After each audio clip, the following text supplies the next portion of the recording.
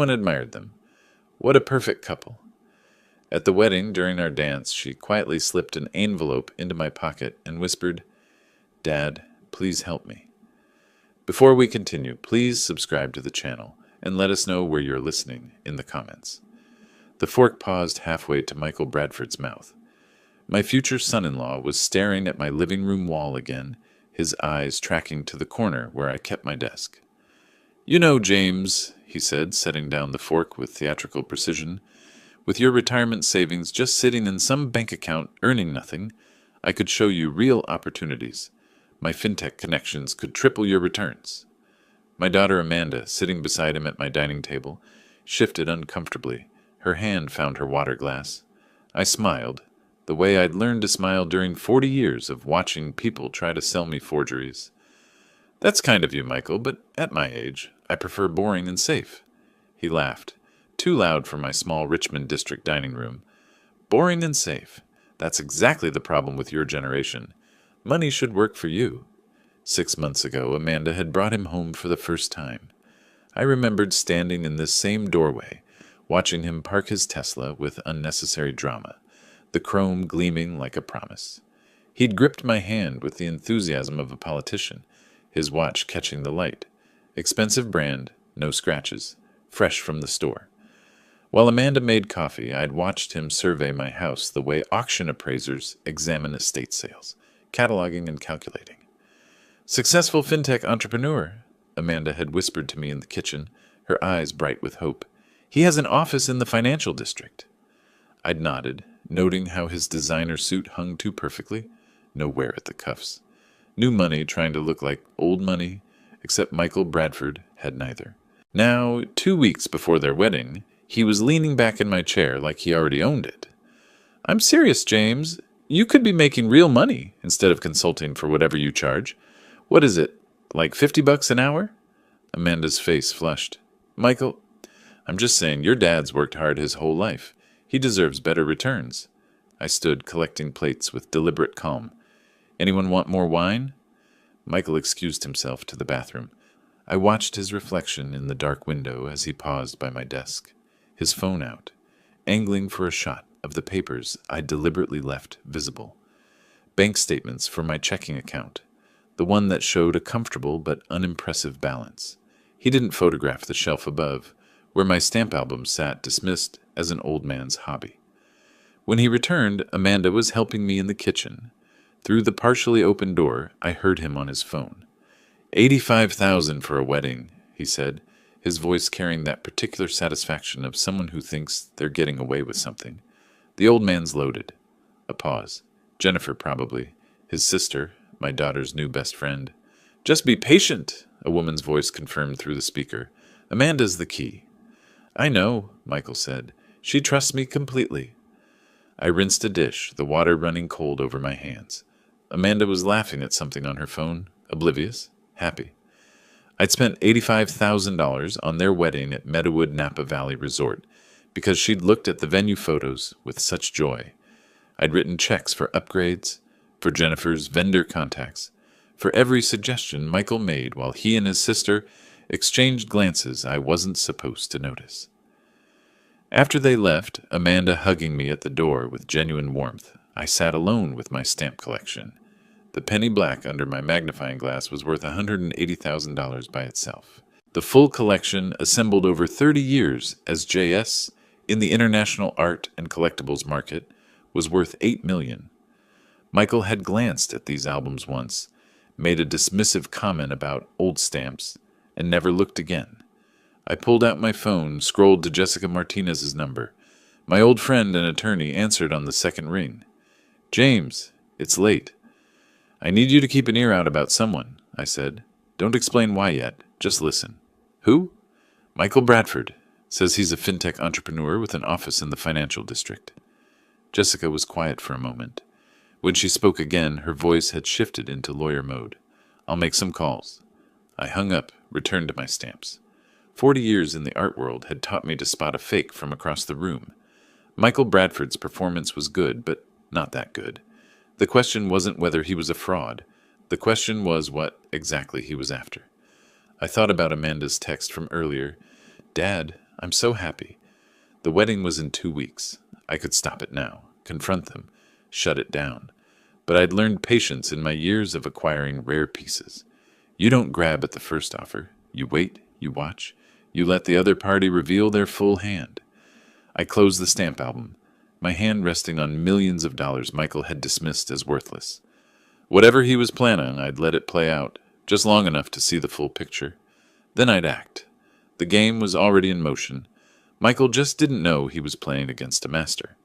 The Meadowood Napa Valley Resort looked like something from a wedding magazine, all oak trees and stone pathways with vineyard views stretching toward the hills. March sunshine filtered through the leaves, warm but not hot, perfect weather that money can't buy but luck sometimes provides. 180 guests filled the reception hall, champagne glasses catching light, laughter rising in waves that should have felt joyful. I stood at the edge of the dance floor, watching my daughter Amanda in her wedding dress, and felt the wrongness of it all settle in my chest like a stone. She looked beautiful, radiant even. The dress fit perfectly, her hair swept up the way she'd planned for months. But when the band started playing and the guests cleared the floor for our father-daughter dance, I saw what no one else did. Her hands were trembling as she placed them on my shoulders. "Dad," she whispered, her smile frozen for the cameras. I took her hand, began the slow rotation expected of us. 200 eyes watching, $85,000 creating this perfect moment, and Amanda's fingers shaking against mine like bird wings. She leaned close, her voice barely audible over the music. "Read it when you're alone. Please, Dad."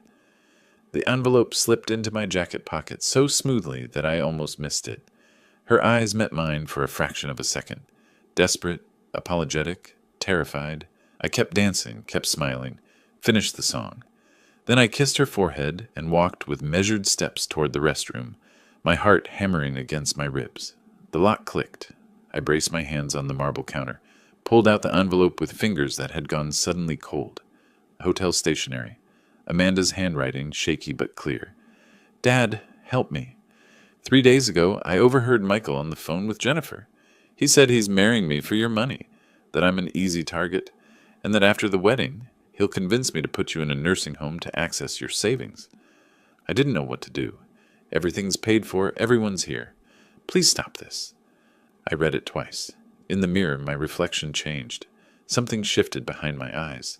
A hardness that hadn't been there in 15 years, not since I'd stepped away from the art world's brutal negotiations and chosen a quiet life for Amanda's sake. I remembered teaching her to dance when she was 7, her small feet balanced on my shoes, trusting me to keep her safe. That trust had never wavered, not when her mother left, not through all the years of modest living while I hid what I really had, not even now when she could have run, could have canceled everything herself. She'd trusted me to protect her. One more time. I folded the note with precise movements, tucked it back in my pocket, straightened my tie. When I opened the bathroom door, I was someone different, someone Michael Bradford should have researched more carefully. The reception hall buzzed with conversation and clinking glasses. I found Michael at the bar, surrounded by 3 friends in rental tuxedos, all of them laughing at something he'd just said. "Old man's money well spent, right?" Michael's voice carried over the crowd. "At least the free booze is top shelf." His friends laughed. One of them clapped him on the shoulder. "You're terrible, Bradford." "I'm smart," Michael said, grinning. "There's a difference. I give it 6 months before we have full access to his accounts. Amanda'll sign anything I ask." I was standing 10 feet behind him. Several guests had noticed me, their expressions shifting from amusement to discomfort. Michael didn't see their faces change, too drunk on his own cleverness and expensive whiskey. I walked to the stage where the band had set up. The microphone was there, waiting. I picked it up.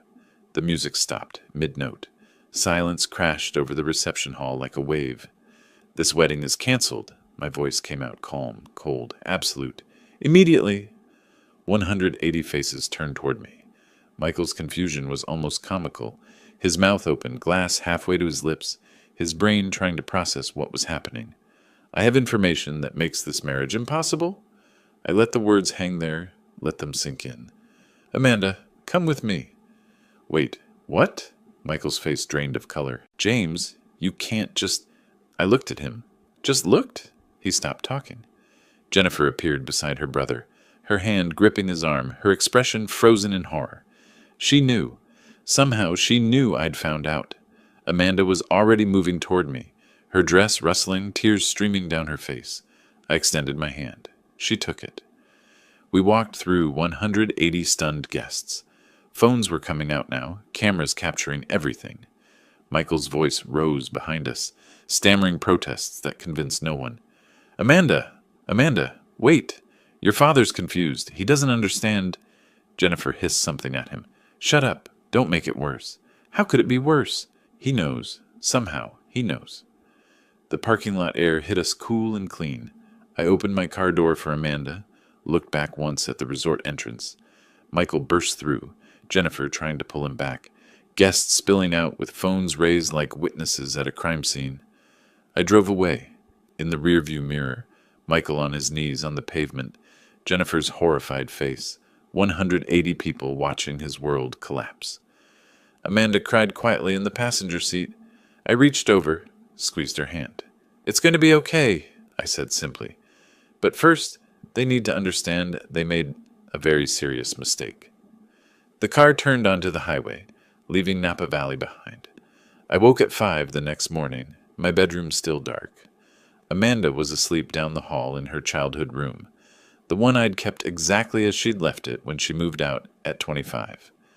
I made coffee in the quiet kitchen, the ritual movements automatic, while my mind cataloged what needed to happen next. Michael Bradford had tried to con my daughter, had planned to institutionalize me. The wedding had cost me $85,000 I'd never see again. I sat at my desk, pulled out Amanda's note from yesterday, read it one more time. The paper trembled slightly in my hand, not from fear, from controlled fury that needed direction, needed purpose. I texted my attorney and old friend, Jessica Martinez. Need to see you. This morning. Urgent. Her response came within 2 minutes. My office, 9 a.m. Jessica's law firm occupied the 15th floor of a building on Montgomery Street in the financial district. I'd known her for 30 years since she was a junior associate, and I was building my art collection under a pseudonym. She'd helped me structure my anonymity when I decided to step back from that world, to live quietly for Amanda's sake. Her corner office overlooked the bay, morning light turning the water silver. She stood when I entered, her expression already serious. Jessica had excellent instincts for reading emergencies. I handed her Amanda's note without preamble. She read it twice, her jaw tightening. Elder financial abuse. That's a felony in California. But we need evidence beyond this note. We need to know who we're dealing with. That's why I'm here. I need everything on Michael Bradford and his sister Jennifer. Jessica pulled out a legal pad, started writing. I'll start with public records, civil cases, credit reports where accessible. But James, if this goes legal, there are protective measures we should implement immediately, for you and for Amanda, whatever it takes. She looked at me and I saw recognition in her eyes. She remembered who I really was, what I was really worth. They picked the wrong target. Yes, I said. They did. That afternoon, I walked next door to my neighbor Bob Chen's house. Bob was 70, retired from the San Francisco Chronicle after 40 years of investigative journalism. We played chess every Wednesday evening, had for the past decade. He answered the door in his usual cardigan, reading glasses hanging from a chain around his neck. James, you look terrible. Can I come in? Over tea in his cluttered living room, books everywhere, old newspapers stacked in corners, I told him everything. Not about my hidden wealth, just the basics. Michael had tried to con Amanda, planned to manipulate her into putting me in a nursing home. The wedding disaster. Bob's reporter instincts activated immediately. His eyes sharpened, his posture straightened. Give me 3 days. If there's dirt, I'll find it. Bob, I can't pay. He waved me off. You think I'd charge for this? Some punk tries to institutionalize my chess partner? I still have sources everywhere. Courthouse contacts, financial records access. This is what I do. The next 2 weeks moved with brutal efficiency. Jessica called on day 4. Michael has 3 outstanding business loans totaling $1.5 million, all with different institutions. Bob stopped by on day 7 with a printout from a Nevada contact. Las Vegas casino debts. $800,000 through a high roller line of credit he defaulted on. Jessica again, day 9. IRS tax liens. $300,000. And Jennifer Bradford has $400,000 in debts from failed real estate deals. Bob delivered his full dossier on day 12, setting a manila folder on my kitchen table with satisfaction. The Tesla, leased. The financial district office. $500 a month for a co-working desk. His startup filed bankruptcy 14 months ago. And here's the interesting part. He was engaged 2 years ago to a woman from a wealthy Marin County family. Engagement ended suddenly with a sealed settlement. I opened the folder, studied the documentation, tax records, business filings, court documents, credit reports obtained through Bob's various legitimate channels. Michael Bradford's entire fraudulent life laid bare in 50 pages. There's a pattern, I said quietly. Oh yeah, this isn't his first rodeo. You want me to push deeper? Not yet. Let me think about how to use this. By mid-April, I sat in my home office with evidence folders spread across my desk. Jessica visited that evening with legal strategies, restraining orders, fraud documentation, protective measures for my assets. Bob had brought me contact information for his old colleagues, still working at Bay Area newspapers, people who specialized in business fraud stories. I studied Michael's photo from a Facebook printout Bob had included. Young, handsome, confident smile. The smile of someone who thought he was cleverer than everyone around him. You thought I was just an old man with some savings, I said to the photo. Big mistake. Amanda appeared in the doorway with tea. Dad? You've been in here for hours. I closed the folders. Just some paperwork. She set the cup beside me, hesitated. Are you okay? You've been so quiet. I'm gathering information. When you move against someone, you need to know everything. Move against? What are you planning? I looked at my daughter, 33 years old, a school teacher, kind and trusting and hurt by someone who'd used those qualities against her. Justice, I said simply. He tried to use you, tried to cage me. That requires consequences, but first, I need the full picture. She nodded slowly, kissed the top of my head, left me to my work. I opened my laptop, pulled up an email I'd drafted earlier. Richard Preston, VP at Wells Fargo, someone I'd helped years ago authenticate a disputed Rothko for the bank's art holdings. Time to cash in that favor. I typed carefully. Richard, hope you're well. Wondering if you might review some concerning information about potentially fraudulent loan documentation. I attached a file Bob had prepared. Just facts. No accusations. Sent it. My phone buzzed. Michael's number, another attempt to call Amanda. I watched it ring through to voicemail. Let him wonder, let him worry. The trap was set. Tomorrow, the first piece would fall. 4 days into our investigation period, my doorbell rang at 10 in the morning. I checked the camera feed on my phone. Michael Bradford stood on my porch with grocery store flowers, the cheap kind wrapped in cellophane, not the expensive arrangements he'd brought when he was courting Amanda. I opened the door but didn't invite him in. James, his smile looked rehearsed, I think there's been a terrible misunderstanding. Whatever you heard, whatever Amanda said, we can work this out. I love your daughter. No misunderstanding, I said, my voice flat and cold. No workout.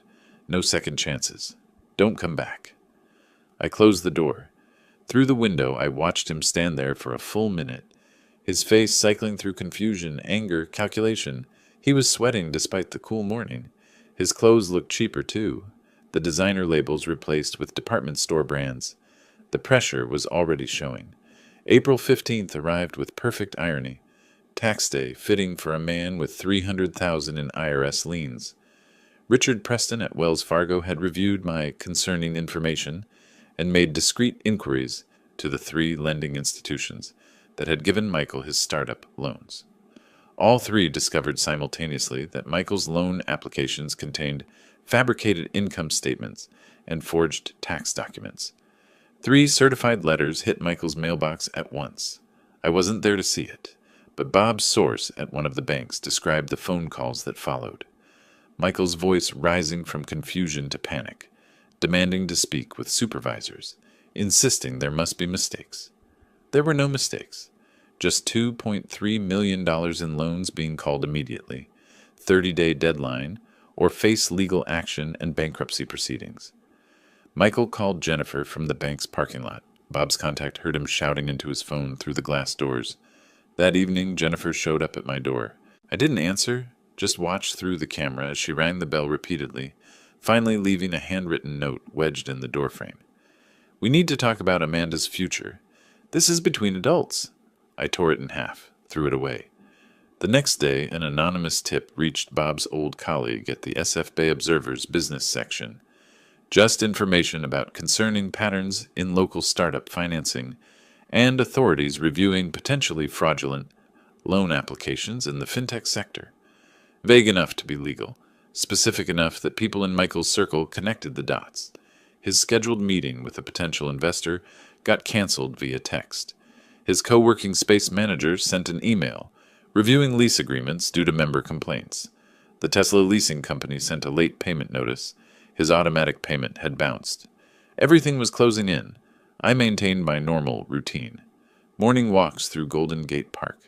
Chess with Bob on Wednesday evening. Cooking dinner for Amanda, who was slowly recovering her equilibrium. Bob dropped by on Saturday with updates, speaking quietly while Amanda was in the shower. "Your friend's startup office? They asked him to vacate. Too many complaints from other members about his business practices." "Word travels fast in small business communities," I said, "especially when someone makes sure it travels." Bob's eyes twinkled. "You want me to push harder?" "No. Let it develop naturally. Desperation makes people careless. He'll make mistakes." That evening, Amanda and I sat at the kitchen table with tea. She'd been quiet all day, staring at her phone occasionally, like she expected it to ring. "Michael came by last week, didn't he?" she asked. "The doorbell camera recorded something." "He did. I sent him away." "How do you feel about that?" She was quiet for a moment. "Relieved. Also sad. I really thought—" She shook her head. "But I heard what he said to Jennifer. I know what he planned." I reached across the table, squeezed her hand. "You were kind. He took advantage. That's on him, not you. Remember that." Meanwhile, across the city, Michael and Jennifer were spiraling. Bob had a contact in Michael's apartment building, a maintenance worker who occasionally overheard conversations through thin walls. Michael pacing his living room at midnight, Jennifer's voice sharp with stress. Calculator out. Bills spread across his table, showing impossible math. 3 separate institutions, Jennifer had said. Same day? Someone made this happen? Who? The old man? Michael's laugh was brittle. He's a retired consultant living in Richmond. What power does he have? What do we actually know about him? I researched him. Public records show a modest pension, Social Security, small consulting income. He lives in a house worth maybe $800,000. He's nobody. But doubt was creeping in. I could feel it, the way you feel weather changing. They decided to fight back, to sue me for emotional damages from the canceled wedding. Jennifer's idea, probably. She was slightly smarter than her brother. He'll settle to avoid publicity, she'd said. We get something, pay down the debts. Michael had agreed immediately. Yeah, he's old. He'll cave. Fatal miscalculation. The email from Jessica Martinez arrived on a Tuesday evening. They're suing you. I opened the attachment. Michael Bradford was seeking $500,000 in emotional damages and lost wages from the canceled wedding. Jennifer had added her own claim for $100,000 in lost wedding planning fees and reputation damage. I started laughing. Actually laughing, a sound that felt strange after weeks of controlled tension. Amanda appeared in the doorway of my office, worried. Dad? I looked up, wiping my eyes. They just made the biggest mistake of their lives. They're taking me to court. Her face fell. That's not funny. Don't worry. I was still smiling. They brought a knife to a gunfight, and they don't even know I'm armed. I forwarded the lawsuit to Jessica with one line. Time to show them who they're dealing with. Her response came immediately. Finally, I've been waiting for this. I closed my laptop, looked around my modest office. The Keith Haring print on the wall. Amanda thought it was a poster. Didn't know it was an original worth more than Michael's entire claim damages. My stamp collection and albums on the shelf. 8 million in philatelic rarities, disguised as an old man's hobby. Tomorrow, The real fight would begin, and Michael Bradford had absolutely no idea what was coming. Amanda had been living with me for nearly a month. She moved through my house like a ghost, quiet and withdrawn, processing everything that had happened. I gave her space, cooked meals she barely touched, and waited. One evening she sat across from me at the dining table. The sun was setting through the Richmond district fog, casting everything in gray-blue light. "Dad," she said quietly, "do you want to know exactly what I heard? The full conversation?" I set down my tea. "Only if you're ready to tell me." She nodded, her hands wrapped around her own cup like she was cold. "I need to say it out loud. I need you to understand why I couldn't go through with it." "I'm listening." She took a breath. 3 days before the wedding, I was at Michael's apartment. We were finalizing last-minute details. Seating charts, timeline stuff. I went to shower. Her voice dropped. Michael thought I couldn't hear him. He was on speakerphone with Jennifer. I heard everything through the bathroom door. I stayed very still. He said, "The old fool spent 85 grand on this wedding. Can you imagine how much more he's sitting on?" Amanda's voice cracked slightly. "He called you a fool, Dad." "Let him," I said quietly. "Fools are underestimated. That works in my favor," she continued, the words coming faster now, like she needed to expel them. "Jennifer asked if you'd just hand over money." Michael laughed. He said, "Not directly, but Amanda will. After the wedding, I convince her that Daddy's getting too old to live alone. Memory issues, safety concerns, you know the script. Nursing home, full financial guardianship through Amanda. She loves me. She'll sign anything I ask. Access to his accounts. Done." My jaw tightened, but I didn't interrupt. Jennifer asked what if you fought it. Michael said, "Then we lawyer up. Competency hearing. The guy's 65, lives alone, no other family. Easy case. Amanda gives me power of attorney. We're golden." Amanda was crying now, quietly. "I stood in that shower, Dad. The water went cold. And I listened to the man I loved plan to cage you like an animal, to use me to do it." I moved around the table, pulled her close. She sobbed against my shoulder, the first real cry she'd allowed herself since the wedding disaster. "The next 3 days were the worst of my life," she whispered when she could speak. "I couldn't tell anyone. Everything was paid for. Everyone was coming. You were so happy for me. I kept thinking maybe I'd misheard. Maybe there was some explanation, but I knew. I knew what he was." "You saved both of us," I said firmly. "You were brave when it mattered most." She pulled back, wiping her eyes. "That note. I wrote it 12 times. The dance was my only chance. I knew if anyone could fix this, it was you." We sat in silence for a moment. Then I made a decision. "Amanda, there's something you should know about me, about who I was before you were born." I took her to my study, a room she rarely entered, respecting it as my private space.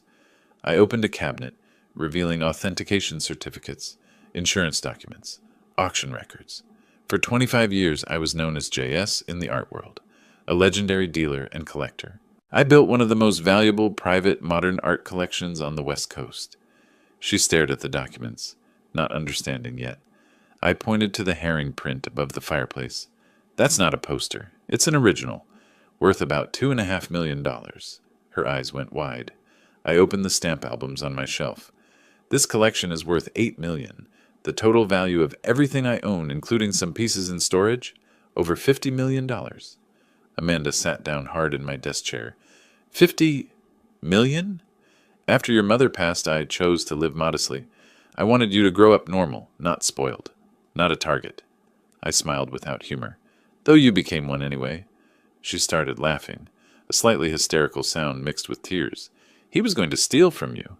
He thought you had maybe $500,000 saved, and you actually have considerably more. Yes. He has no idea who he's actually dealing with." "Not yet," I said. "But he will. When the time is right, everyone will know."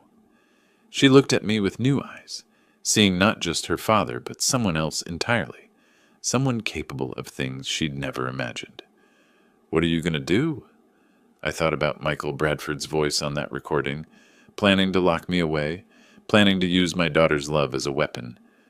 What I should have done the moment I suspected something was wrong. I'm going to make sure he never tries this with anyone else's family, and I'm going to teach both of them that wisdom beats youth every single time. "How can I help?" I smiled. Document everything. If he contacts you, record it if legal, or write down exactly what was said. I already started. After the wedding, he called 5 times before I blocked him. I saved the voicemails. The texts, too. Smart? That's exactly what we need. You're stronger than you think, sweetheart. She hugged me again, this time not crying, but fierce. Dad, I'm sorry. I brought him into our lives. Stop. You fell in love with who he pretended to be.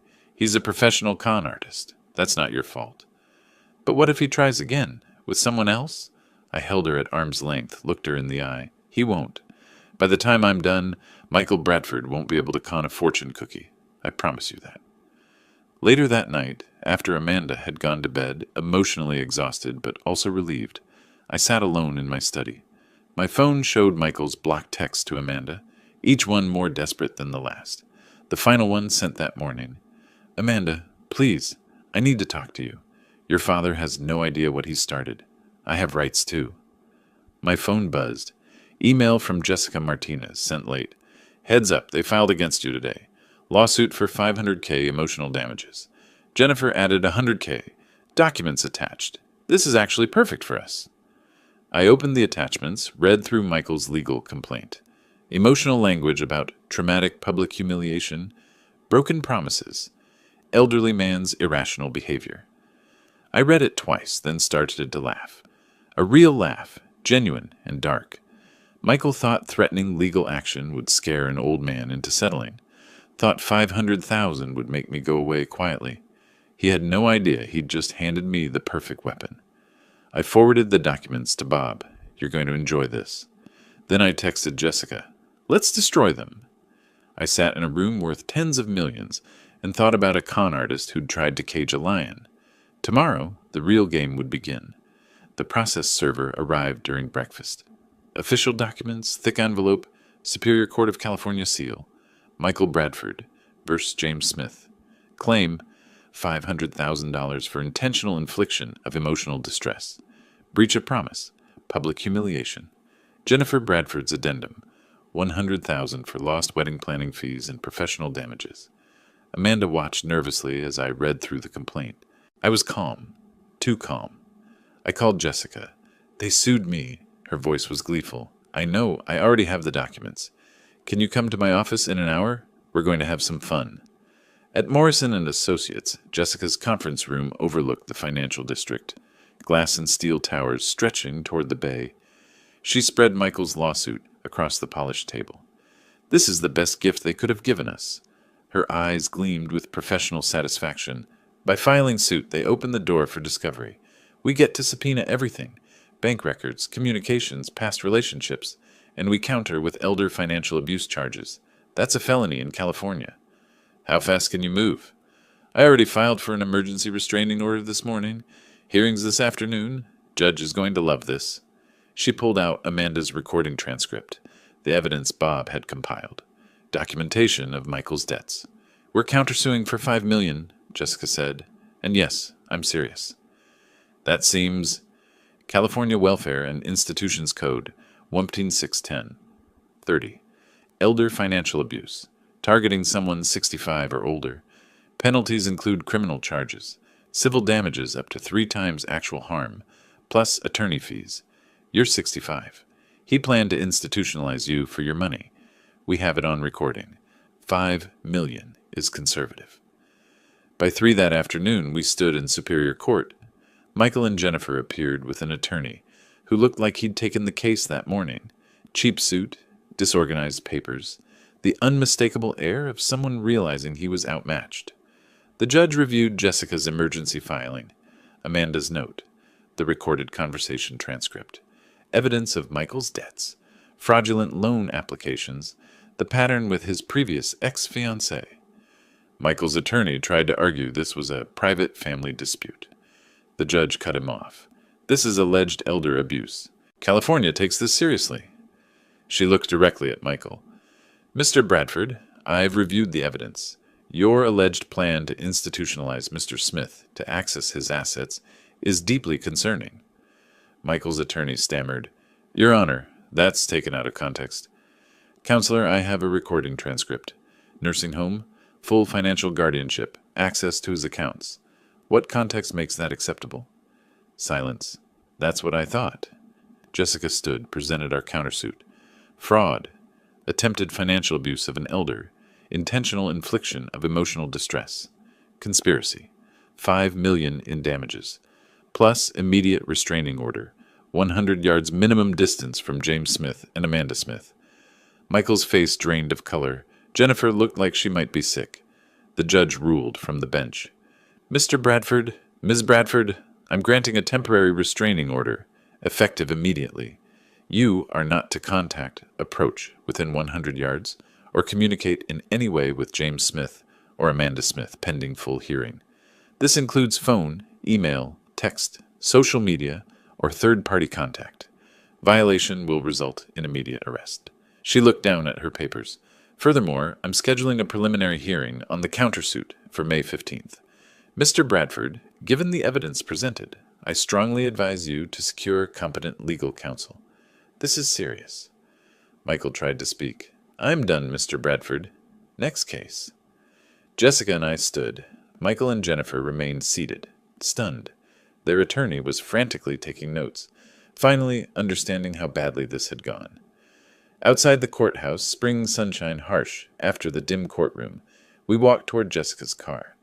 Michael and Jennifer emerged moments later, standing on the courthouse steps, exactly 100 yards away by law. I could see them clearly. Michael was on his phone, probably calling other attorneys. Jennifer was crying, the first time I'd seen her crack. I leaned on my walking stick. I didn't need it, but it emphasized my age nicely. Then I turned, looked directly at them across the plaza, made eye contact with Michael, raised one hand in a small, cold wave, then smiled. Michael saw it. Our eyes met across the distance. In that moment, something shifted in his expression. Recognition. Fear. The beginning of understanding that he wasn't fighting a scared old man, but someone who'd planned for this, who'd wanted this. I turned away, said something quiet to Jessica. She laughed. We walked to her car. Behind us, Michael and Jennifer stood frozen on the courthouse steps, beginning to understand they were in a fight they couldn't win. In the car, Jessica was already planning. May 15th, 10 days. They need to find a real attorney, which costs money they don't have. Meanwhile, the restraining order keeps them away from you and Amanda, and I'm sending everything to the district attorney tomorrow. Will they fight or fold? Michael's ego says fight. His empty bank account says fold. Either way, we win. That evening, Bob called. The courthouse filing is public. I have friends at the Chronicle who might be interested in a story about elder financial abuse attempts. Want me to plant seeds? Not yet. Let Michael make the next mistake first. He will. Desperation guarantees it. After hanging up, I sat with my stamp collection, examined a rare Victorian-era stamp worth $150,000 through my magnifying glass. Steady hands, clear mind. Michael and Jennifer were beginning to realize they'd picked a fight with someone who had patience, resources, and nothing to lose. The restraining order meant they couldn't get close. The countersuit meant they were bleeding money they didn't have. The court date on May 15th meant they had 10 days to figure out an impossible situation. I placed the stamp carefully in its protective case. I'd built this collection over decades through patience and precision. Taking apart Michael Bradford's life would require the same skills, and I had plenty of time. Michael, on the other hand, had 10 days before everything collapsed. The clock was ticking, and I was watching every second. 3 days after the court hearing, Bob Chen's column appeared in the SF Bay Observer. The headline read, "Elder Financial Abuse, a Growing Threat in San Francisco." He didn't name Michael or Jennifer directly, but he described a recent case involving a 35-year-old entrepreneur who allegedly planned to institutionalize his fiancée's 65-year-old father to access retirement savings. The details were specific: canceled wedding at Meadowood, court documents, restraining order. Anyone in their social circle would recognize the story. Within 48 hours, the article had been shared across local social media 700 times. Michael's remaining business contacts saw it. Jennifer's real estate clients saw it. The Whisper campaign became a roar. "They're finished socially," Bob told me over chess that Wednesday. My sources say Jennifer's under investigation by the California Department of Real Estate. Michael got evicted from his co-working space. I moved my night, considering, what about the bankruptcy? Creditors filed for Chapter 7 proceedings the day after the May 15th deadline passed. Everything they have, which isn't much, gets liquidated. Bob captured my bishop. Tesla was repossessed last week. Michael had to Uber to his bankruptcy attorney consultation. Couldn't afford the retainer. The dominoes were falling exactly as I'd planned. 2 weeks later, I stood in the DeYoung Museum in Golden Gate Park, surrounded by San Francisco society at its finest. The charity auction for the Elder Financial Protection Fund had drawn tech executives, old money families, philanthropists who shaped the city's cultural landscape.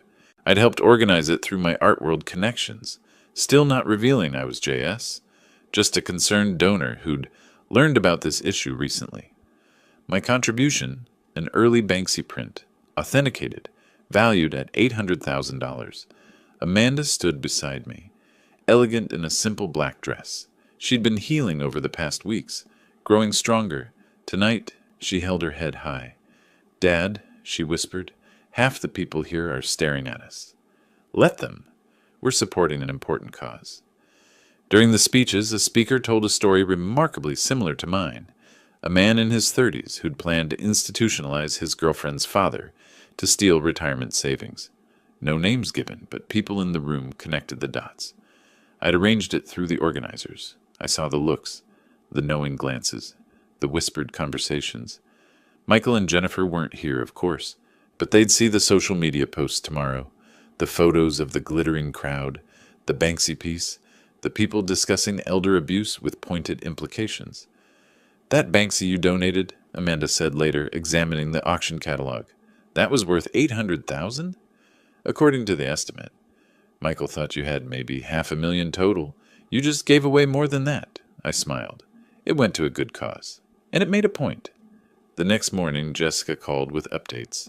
Michael and Jennifer both filed bankruptcy separately. Smart move on Jennifer's part. She's trying to distance herself from him legally. What about our countersuit? Bankruptcy court takes precedence, but our judgment stands. They'll never be able to pay it, but it follows them forever. Credit destroyed, employment impacted. They'll feel this for years. I'm not trying to collect money from them. I'm trying to make sure they never do this again. Mission accomplished. No bank will touch them. No legitimate employer will hire them for any position of trust. Bob's sources reported their deterioration in detail. Michael and Jennifer had moved in together temporarily. Both broke, both unemployed, sharing his studio apartment.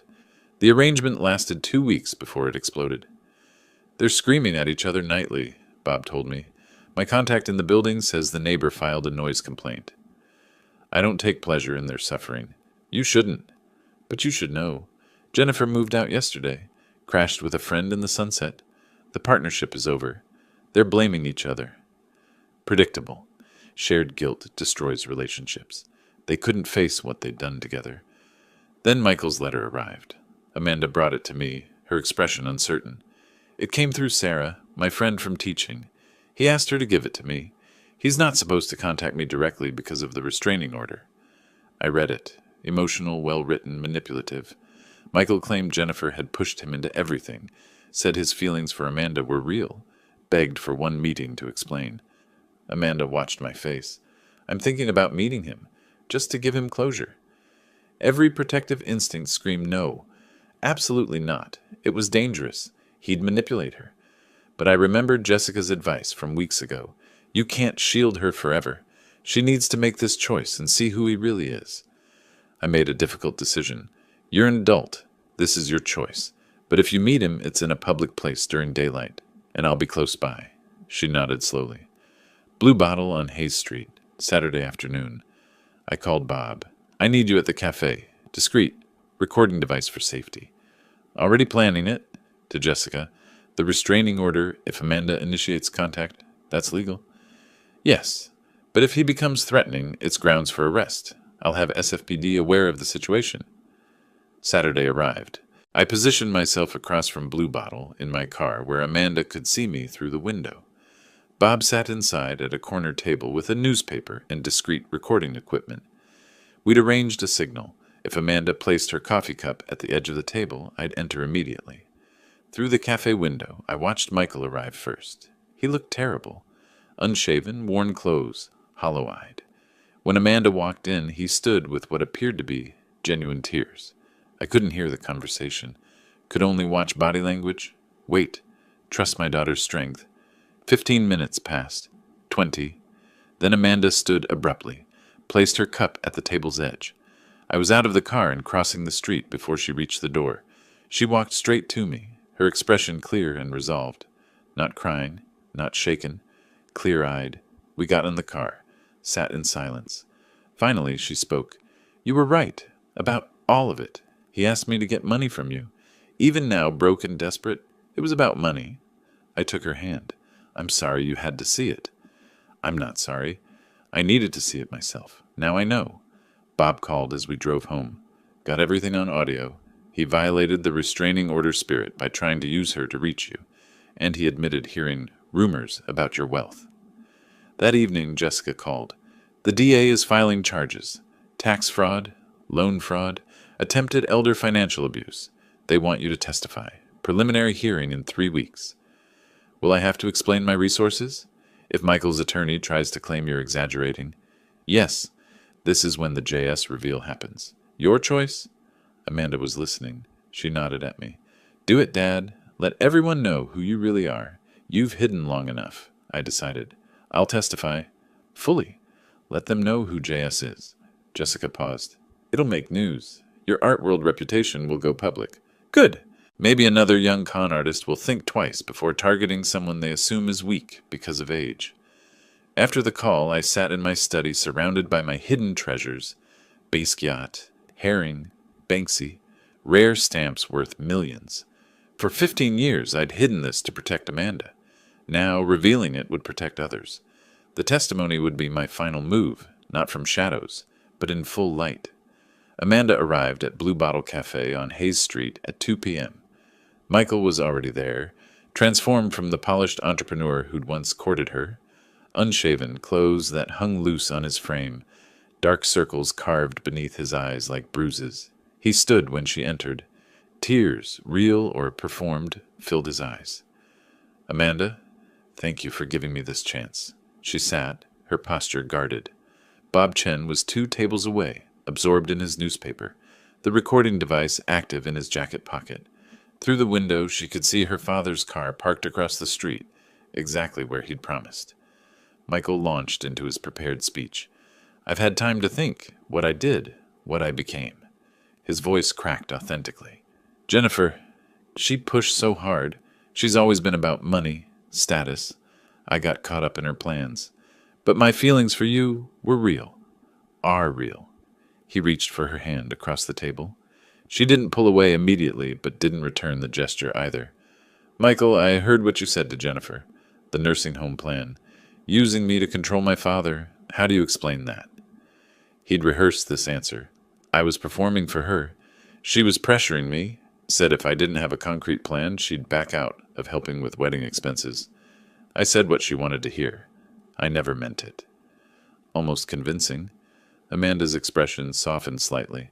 The note I gave my father, that was the hardest thing I've ever done. I loved you. And I love you. Michael leaned forward, intensity replacing tears. We can start over. Maybe not here, not in San Francisco, but somewhere. I'll rebuild my life. I'll prove to you. Then he made the mistake.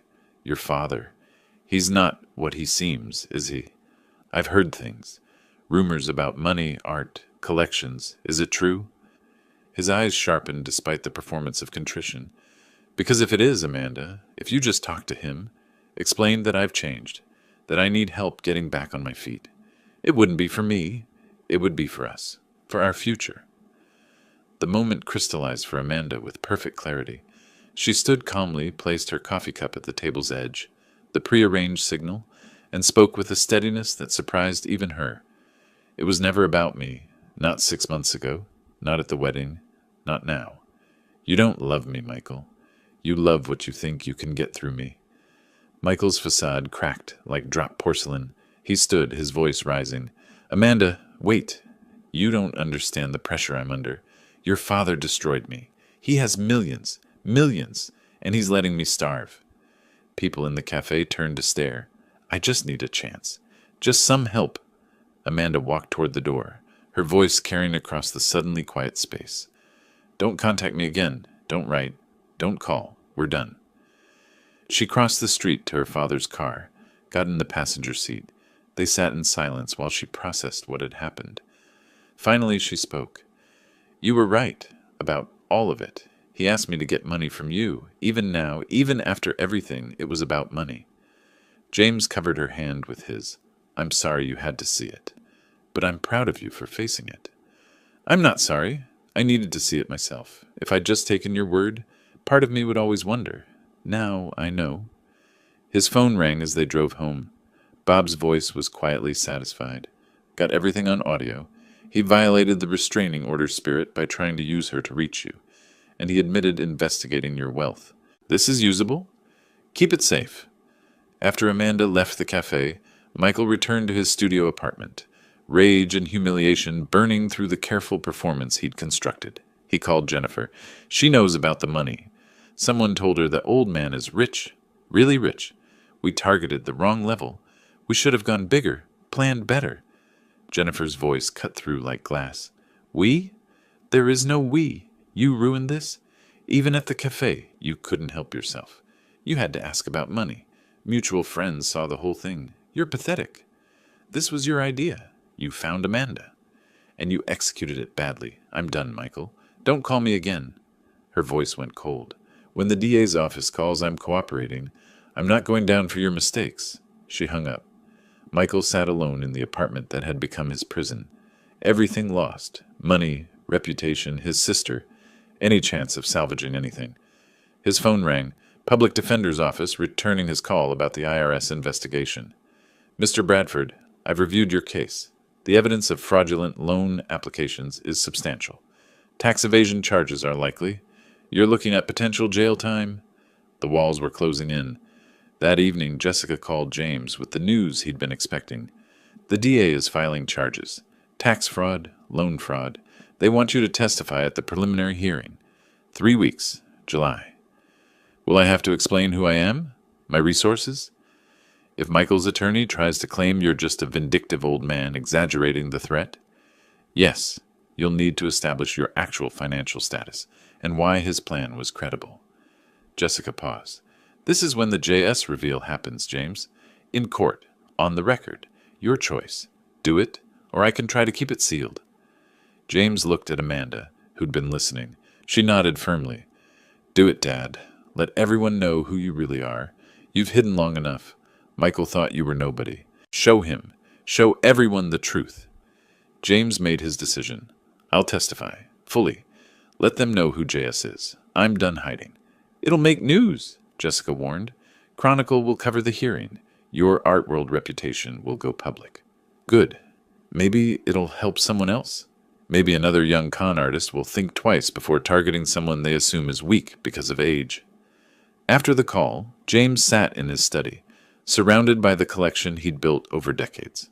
Basquiat on one wall, herring above the fireplace, rare stamps and protective albums, each one a treasure he'd hunted and acquired with patience and precision. For 15 years, he'd hidden this world to give Amanda a normal childhood. Now, revealing it would serve a greater purpose, protection for others, a warning to predators who saw age as weakness. The testimony would be his final move, not from the shadows where he'd operated as JS for so many years, but in full light, claiming his identity and his power. Michael Bradford had tried to cage a lion, thinking he'd found a helpless old man.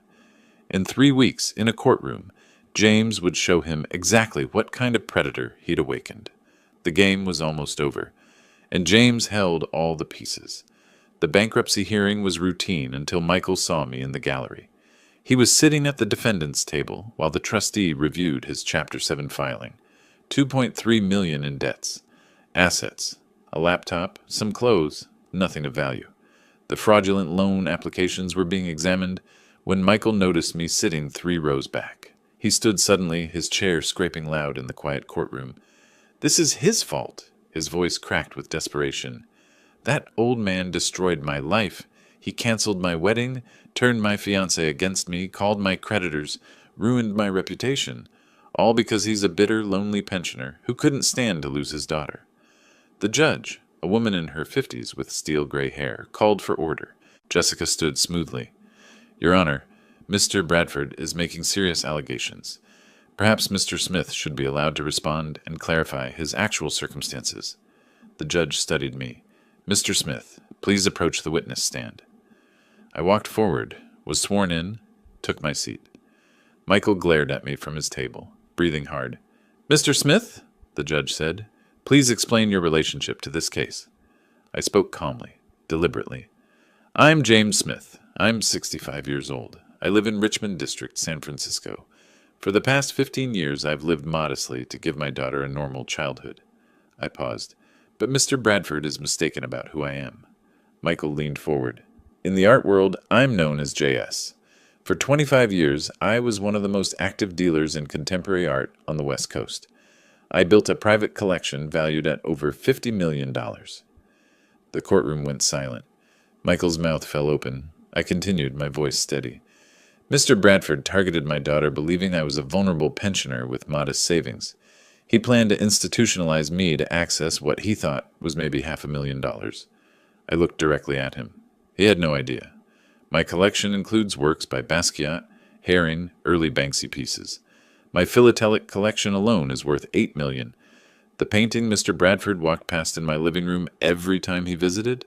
An authenticated Keith Haring worth $2.5 million. He thought it was a poster. Jessica approached with a folder.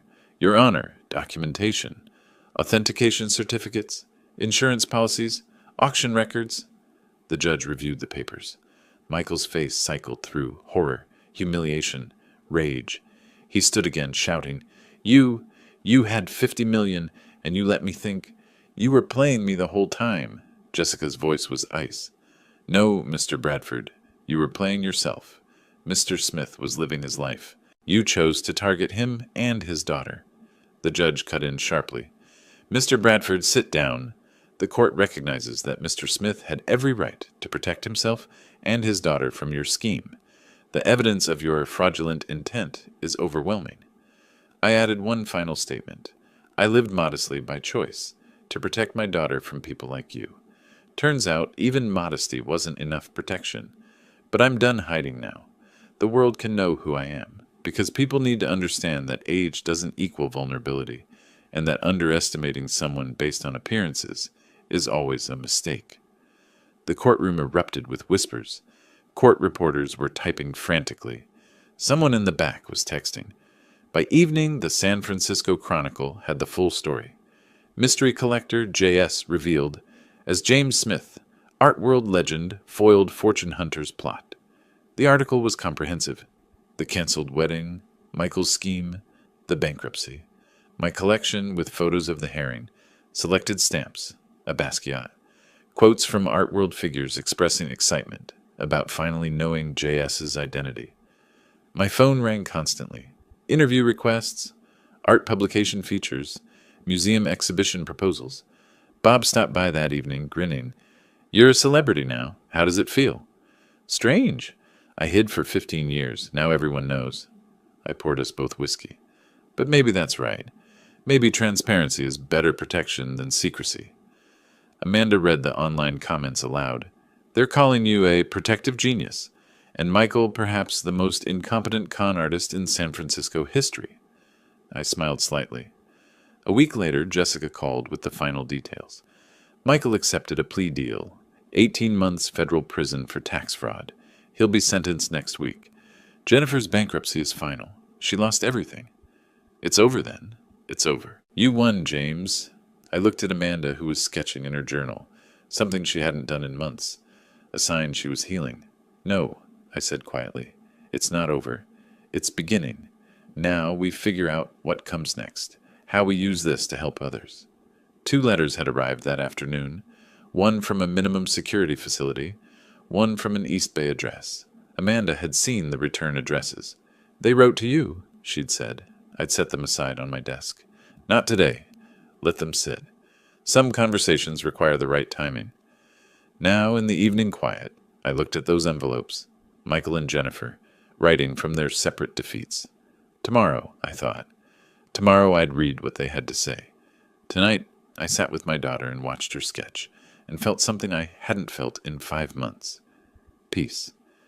3 weeks passed before I opened the letters. It was a Saturday morning, late August. Amanda brought me coffee and said quietly, "Are you going to read them?" I picked up the first envelope. Michael's handwriting, return address from federal prison. "Mr. Smith, I'm writing this from a place I never imagined I'd be. 18 months feels like forever when you have nothing but time to think about your mistakes.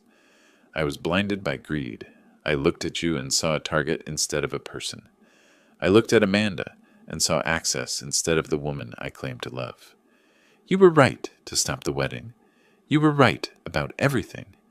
You gave me a lesson I'll never forget. I don't expect forgiveness. I don't deserve it. But Amanda deserves to know I understand what I did to her, and I'm sorry. I hope she finds someone worthy of her. It was never me." Jennifer's letter was shorter, written on cheap paper. "Mr. Smith, I've lost everything. My license, my career, my savings, my brother, my reputation. I'm working in a call center making $11 an hour. Some mornings I don't want to get up. But I do, because I have to live with what I've done. You had every right to stop us. We planned something cruel and thought we'd get away with it because you were older and seemed alone. We were wrong about your circumstances, but more importantly, we were wrong about who you are as a person. Thank you for not destroying me completely when you could have. I'll spend years paying my debts, but at least I'm free. That's more than I deserve." Amanda asked, "What will you do?" I thought carefully. Then I wrote 2 responses. To Michael, "Your apology is accepted. Use these 18 months to become someone different. The doors to my life and Amanda's are closed permanently, but the doors forward are always open if you choose to walk through them honestly. Learn from this." To Jennifer, "Your apology is accepted. Rebuild your life with integrity. Stay away from my family, but know that I don't wish you continued suffering. What you did was wrong. Your consequences are appropriate, but consequences aren't forever. Character changes are. Choose to be better than you were." I signed both simply James Smith. Amanda read them. "You're not forgiving them exactly. I'm releasing them. There's a difference. Forgiveness would mean restored relationship. I'm not offering that. But I'm acknowledging their apologies and telling them to move forward. Justice doesn't mean I have to hate them forever. They paid the price. Now they need to do something useful with whatever comes next." That evening we attended the charity exhibition at the De Young Museum. My collection was displayed with full authentication and provenance. The herring from my living room, several Basquiat works, the early Banksy, selections from my rare stamp collection under glass. Each piece had a small placard showing its value. The exhibition was titled "Wisdom and Worth, Protecting America's Seniors." I gave a short speech to the assembled crowd, San Francisco Society, collectors, elder advocacy groups, media. I hid this collection for 15 years to protect my daughter. Then someone tried to use my daughter to steal from me anyway. I'm showing you this tonight, not to boast, but to make a point. Appearances deceive. Age doesn't mean vulnerability. Kindness doesn't mean weakness. Don't underestimate people, and don't prey on those you think can't fight back. Sometimes they fight back perfectly. Applause filled the gallery. Later, I watched Amanda talking with Jacob, the young museum curator who'd helped organize the show. Early 30s, genuinely enthusiastic about art, asking intelligent questions about provenance and collecting philosophy. They'd been seeing each other for a few weeks. I'd noticed but said nothing, letting her make her own choices. He was explaining the significance of a Basquiat piece, and Amanda was smiling. Really smiling. Not the forced smile she'd worn with Michael. Bob approached, following my gaze. "That's the curator, right? He seems better than the last one." "Substantially better. He hasn't asked about my net worth once." Bob laughed. "Low bar, but fair." Jessica joined us. "So, JS, now that you're public, what's next?" "I'm thinking about making this fund permanent. Maybe establishing a foundation, using the collection to teach people about protecting themselves. Seems like a better legacy than sitting in my living room." The exhibition ended. Amanda and I drove home together. "I'm proud of you, Dad. You could have just called the police. Instead, you taught them a lesson they'll never forget, protected other people from them, and turned it all into something positive. I had resources they didn't expect. Not everyone does. That's why the fund matters, helping people who don't have $50 million to protect themselves. At home, I returned to my study, pulled out a new acquisition, a penny black 1840 stamp I'd purchased at auction for $300,000. I examined it through my magnifying glass, the detail incredible even after 185 years. I thought about the past 5 months, the canceled wedding, the investigation, the legal battles, the JS reveal, the victory, but mostly I thought about Amanda, safe, healing, learning to trust again but more carefully. The stamp went into its protective sleeve. The album closed. Life continues. I'm no longer hiding. The people who tried to use me are living with the consequences of underestimating wisdom, experience, and a father's love. The best revenge, I realized, wasn't destroying them. It was living well, openly, and making sure they could never do it again. That's justice. That's enough. Through the window, San Francisco lights twinkled in the dusk. Somewhere in that city, Michael sat in prison learning hard lessons. Jennifer worked late at a call center. They were living with consequences, but they were living. That's grace. The album on the shelf contained millions in stamps. The walls held millions in art. But the real treasure was in the next room. My daughter, safe and happy and wise now. That's the victory that matters. I turned off the study light and walked toward the sound of Amanda's laughter. If you liked this story, please like this video, subscribe to the channel, and share your impressions of this story in the comments. To listen to the next story, click on the box on the left. Thank you for watching.